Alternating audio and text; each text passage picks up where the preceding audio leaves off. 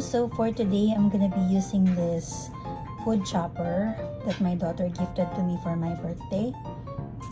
And then we're gonna make lumpia.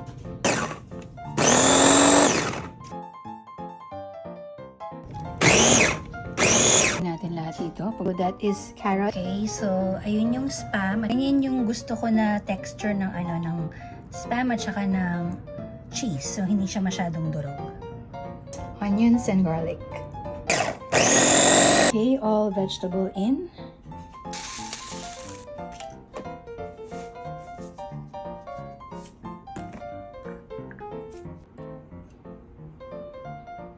Kaya, tignan nyo, mag-isa lang ako. One-man pod. I'm holding the camera, so mahirap siyang i-mix. And then egg. And then mix everything. And this is the wrapper that we're gonna use for our lumpia. Here we go. Okay, so ito talaga yung lumpia wrapper na ginagamit natin sa Pilipinas. Buti na lang at may nakita ako sa Asian store. Ayan, extra large yata ang size nito. Siguro makakagawa tayo ng 3 piraso ng lumpia dito. So, I cut the wrapper into 2. Let's see. Then we have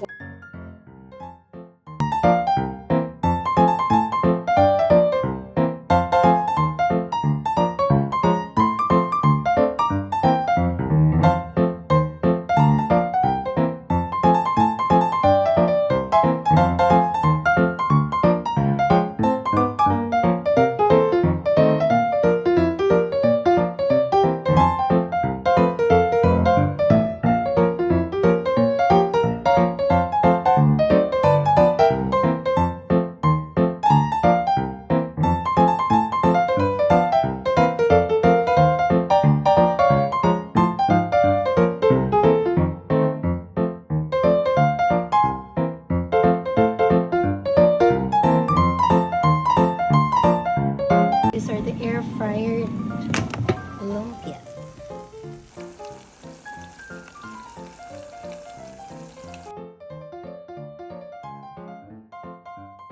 Reaction video. Please try my lumpia.